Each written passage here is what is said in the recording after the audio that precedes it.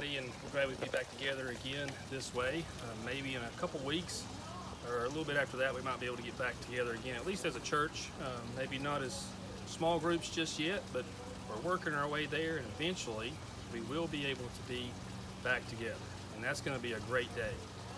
Right now, we take the little bits we can get. If it's going back to church, if it's being able to hang out with a friend you hadn't hung out with for a while, or yesterday I was playing golf with my nephew and my sons, Jackson, Braden, and Blake, and this is the first time we played golf where we got to take the flag out of the hole, and that was a big deal yesterday. It was kind of a celebration.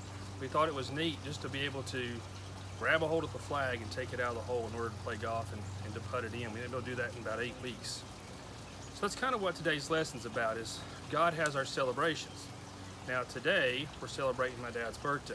Yesterday was his actual birthday, but today we're having a get-together with family and friends here, small, very small, and it's allowing us to be a little bit back together, but we're doing what we're supposed to do. We're keeping just family and doing all the things we need to do to stay safe, but we're able to have a celebration. And that's a really neat thing, because when this first started, nobody had any ideas when this may come. Today's lesson is entitled, God's Got Our Celebration. Today's story takes place in the New Testament. It's a story where Jesus performs his first miracle. And in doing so, he kind of shows people that, hey, he might be who he says he is, and he can do things that nobody else can do. And what happens is that Jesus and his disciples are in Cana, and they get invited to a wedding banquet, a wedding feast, along with Jesus' mother Mary. Now, the way the story is kind of told in the Bible, Jesus' mother Mary has had some kind of hand in probably organizing this event, because she's in charge of making sure there's enough food and there's enough wine as the celebration goes on all throughout the day and night. And so when they get there, at some point during the wedding, the banquet, they realize, or Mary realizes, that they've run out of wine. So she comes to Jesus and she says, Jesus, we're out of wine. And Jesus looks at her, and his response is a little bit interesting, and that is that any of our business, mother? Yours or mine? That isn't my time. So Jesus looks at her and says, really? Is this something that needs to concern us? And it seems like at first glance, Jesus' response is a little bit like Jackson sometimes. And that is like a teenager. He kind of gives a teenager response of, why is that my problem? But what Jesus is trying to tell Mary in the story is that he's kind of got different responsibilities than most people. Jesus is sort of saddled with the idea of anything he does has to glorify God in heaven. And this is just to satisfy people, just to satisfy having wine. And so Mary's response back to Jesus shows us Jesus kind of does things. What Mary does next is she knows and believes and trusts that Jesus will do what he needs to do. And she has faith in him enough to where she goes to the servants at the party and says, whatever Jesus tells you to do, you do it. She didn't say what it was going to be.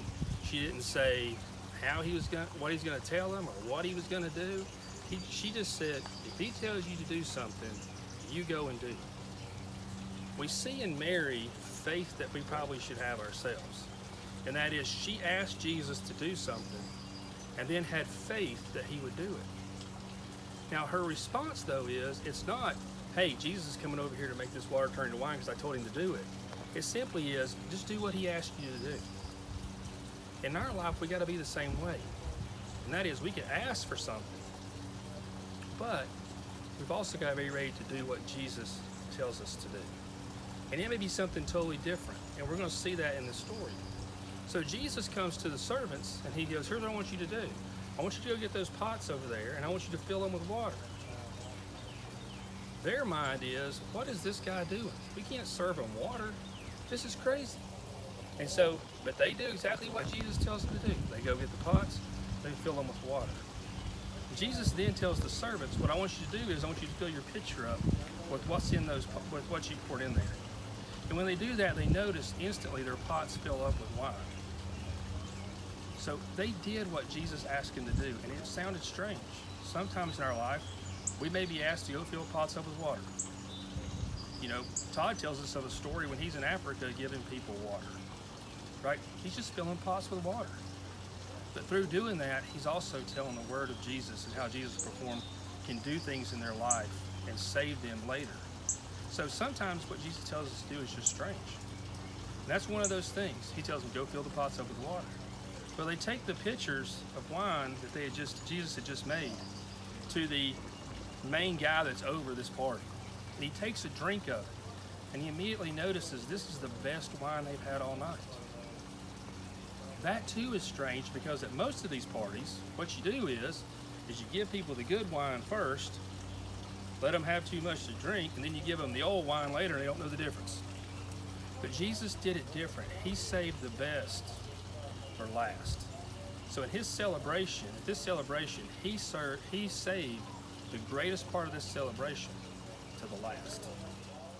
So at this celebration, what we find out is that Jesus shows them through this kind of simple miracle, simple thing that he did, of what's to come in his life. And that is, he's going to save the best for last. And that is that he's going to go on the cross and die for our sins. Well, we know about celebrations. We know that in order to have a celebration or to be at a celebration, you have to be what? Invited. So the first thing that happens here before the miracle ever takes place is Jesus is invited to the celebration. That's something we always forget as Christians, is to invite Jesus into our celebration. It could be a birthday party. It could be a test you passed, you think you were going to pass. It could be a game-winning field goal with 17 seconds left. It could be somebody getting healed that was sick. And we always forget to invite Jesus to the celebration. The celebration could also maybe be something that's not really what you'd call a celebration. And that is, it could be somebody's sick, or somebody's hurt, or somebody's hurt your feelings. Jesus needs to be invited to that celebration too. The next thing we see here in the story is that Jesus is asked to fix a problem. He's asked to help. A lot of times we get in situations where we forget to ask Jesus to help. We can do it ourselves.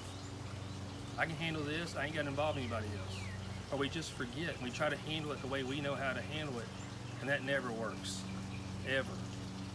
And so the next thing is Mary asked Jesus to do something. And then she had faith that he was gonna do something. She didn't know what it was.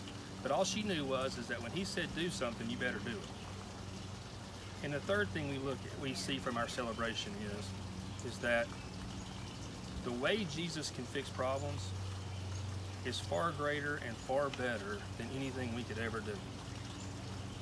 He can do things that we never even thought about. Who would have thought about taking water and putting them in a container that was basically used to wash feet, what these things were, and change this into the greatest wine they ever had at the party? So we have to understand that Jesus' ability to fix things is way greater than we could ever imagine. And sometimes it just doesn't make a whole lot of sense. But what we see through this celebration and this time when they're together is that God's got this moment too. Like every other one, he's got it. As we go forward and as we start to being able to get back together and maybe go to the beach this summer, maybe we're able to get back to school in the fall. I know everybody's pumped about that. Actually, most people I talk to are excited to go back to school, see their friends again. So we get to go back to church, we get to go back to Sunday school, so hopefully we get to go back to football games in the fall, basketball games in the winter, and baseball and soccer in the spring, that we don't forget to invite Jesus to our celebrations. We don't forget to invite Jesus to the good celebrations and the bad celebrations. And that when we're in tough situations, we're going to ask Jesus for our help. And we're going to understand, like Mary did, we're going to sit back and let Jesus take care of it. Because he can do things that we never thought about doing. So as you get back together and you see your friends and stuff, I just want you to take this lesson with you. And that is, we're going to invite Jesus to all of our celebrations. Just take the time to say thanks, take the time to have prayer, to take the time to glorify God in the good and in the bad. That's what's happening at this celebration. Jesus is being glorified for what he can do. And again, the greatest part of this celebration is the greatest part of your celebration, and that is Jesus saved the best for last. And that is, he died on the cross so that you and I could go to heaven and be forgiven of our sins. And that's the greatest celebration we'll ever have. So I love you guys, and I hope you stay safe. I hope you keep washing your hands. I didn't tell you to do that last week. Keep washing your hands. Do the things that your parents ask you to do. Don't drive them crazy. And try to get outside. It's beautiful now. Get outside. Don't sit in the house. Have fun. And just remember, thank God for the celebration of this being a beautiful day. Thank God for my dad's birthday. That's another celebration. Love you guys, and see you next week. Bye.